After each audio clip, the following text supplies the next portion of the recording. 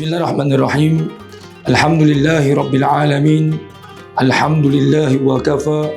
Wassalatu wassalamu ala rasulina al-mustafa wa ala alihi wa sahbihi wa man ihtada.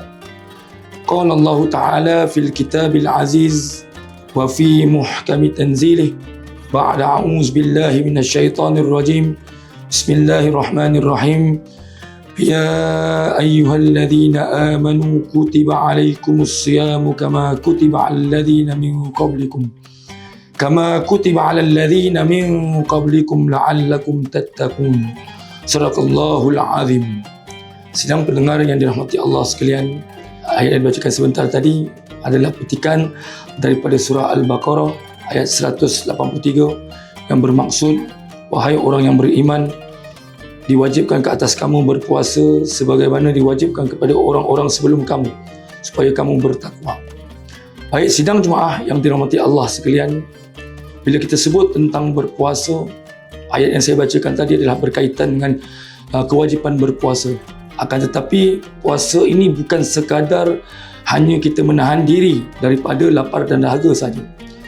Yang ketika ini dinukilkan dalam satu kitab yang teragung, iaitu kitab Ihya Ulumuddin daripada karangan Imam Al-Ghazali.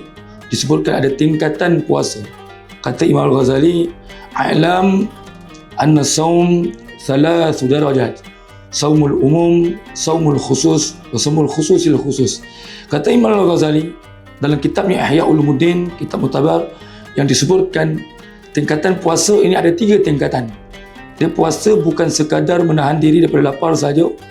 Dan perbezaan ini sangat penting kerana apa? Kerana bukan sekadar puasa hanya kita nak kira dari sah puasa dari hukum saja, akan tetapi kualiti puasa itu di sisi Allah SWT. Maka tingkatan yang pertama disebut Imam Al-Ghazali adalah saumul umum. Saumul umum ni puasa umum, adalah puasa kebanyakan majoriti umat Islam, yang mana disebutkan kaful batni wal farji an qada'i syahwat, yang menahan diri daripada perut, menahan diri daripada lapar dan dahaga dan syahwat. Itu puasa umum, kan? Akan tetapi untuk yang kedua, yang Imam Ghazali sebutkan saumul khusus, ini peringkat yang kedua adalah peringkat para solehin, orang-orang yang soleh, yang mana Imam Ghazali sebutkan dalam kitab ni, disebutkan kaffus sam'i wal basari wal lisani wal yadi wal rijli wa sa'ir jawari anil atham, yang mana disebutkan menahan diri daripada pendengaran, menahan diri daripada mata, menahan diri daripada lisan, menahan diri daripada kaki, tangan, kaki dan seluruh anggota daripada dosa. Yang untuk peringkat yang kedua ni, disebutkan Imam Al-Ghazali adalah dia ada 6 peringkat. Dia ada 6 syarat.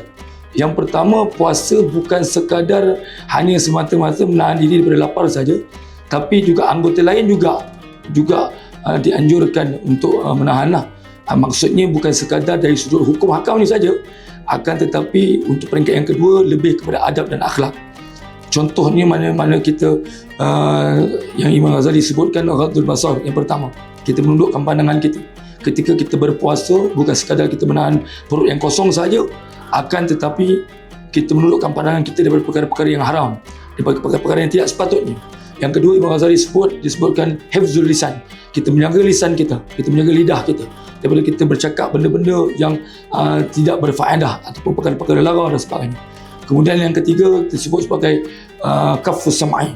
Kita menahan diri daripada mendengar perkara-perkara yang buruk, mendengar daripada orang mengumpat, ghibah dan sebagainya. Kan yang keempat, kaful jawarih. Akan kita menahan diri daripada anggota yang lain, contohnya seperti tangan, kaki, yang membawa kita kepada tempat-tempat yang haram, yang membawa kita kepada tempat-tempat yang tidak sepatutnya. Kemudian yang kelima, menahan perut kita.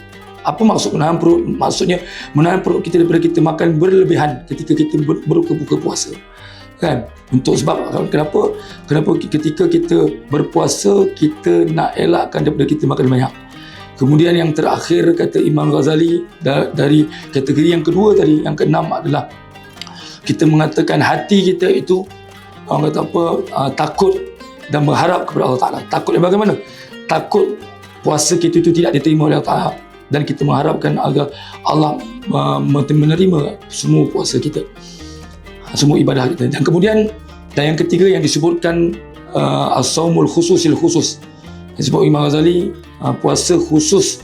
Al-khusus itu maksudnya puasa para nabi dan puasa para siddiqin, yang mana mereka berpuasa hanya semata-mata saumul qalb, puasa menahan hati mereka, menahan hati mereka daripada memikirkan hal dunia semata-mata, hatta sehingga kan mereka beranggapan terbatal puasa mereka jikalau mereka berfikiran hanya dunia semata-mata, ataupun fikiran dunia, urusan dunia tanpa memikirkan Allah Subhanahu Wa Taala.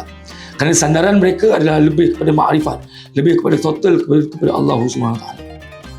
Maka itu saja perkongsian untuk hari ini. So kesimpulannya adalah kita berpuasa di bulan Ramadan ini bukan sahaja kita menahan diri daripada perut kita yang lapar. Kata Imam Ghazali menekankan bahawa puasa itu bukanlah hanya semata-mata menahan perut yang kosong, akan tetapi pembersihan hati kita. Untuk itu marilah sama-sama kita berubah. Mari sama-sama kita kasatkan niat kita, ataupun marilah sama-sama kita betulkan niat kita daripada hanya menahan diri berlapar saja, tetapi kita membersihkan hati kita, insya-Allah.